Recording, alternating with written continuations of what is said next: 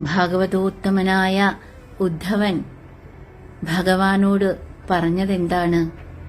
അല്ലയോ ഭഗവാനെ, ഒരു നിമിഷം പോലും, ഒരു ഞൊടിയിട പോലും ഭഗവാന്റെ ആ പാദകമലങ്ങളെ വിട്ടുപിരിഞ്ഞിരിക്കുവാൻ എനിക്ക് കഴിയുകയില്ല. അതിനാൽ എന്നെ കൂടി അങ്ങയോടൊപ്പം കൊണ്ടുപോയാലും ഭഗവാനെ. അത്തരത്തിൽ നിരന്തരം ഭഗവത് കീർത്തനം ചെയ്യുന്ന ഒരു ഭക്തന്റെ അടുത്തേക്ക് ഭഗവാൻ വരികയും തന്റെ മഹത്വത്തെ ആ ഭക്തന്മാർക്ക് പകർന്നു കൊടുക്കുകയും അവർക്ക് അനുഭവപ്പെടുത്തി കൊടുക്കുകയും ചെയ്യുന്നു. ആ നിത്യനായ ആ പരമാത്മാവിനെ പ്രാപിക്കുവാൻ ഭക്തി മാത്രമാണ് ഈ കലികാലത്തിൽ ഏകമായ ഒരു ഉപായമുള്ളത്.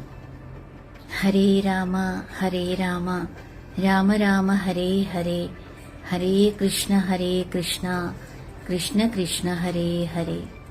എല്ലാവർക്കും ആ പരമാത്മാവിന്റെ കാരുണ്യം എല്ലായ്പ്പോഴും ഉണ്ടാകട്ടെ എന്ന് പ്രാർത്ഥിക്കുന്നു. ഓം ശ്രീ ഗുരുഭ്യോ നമഃ.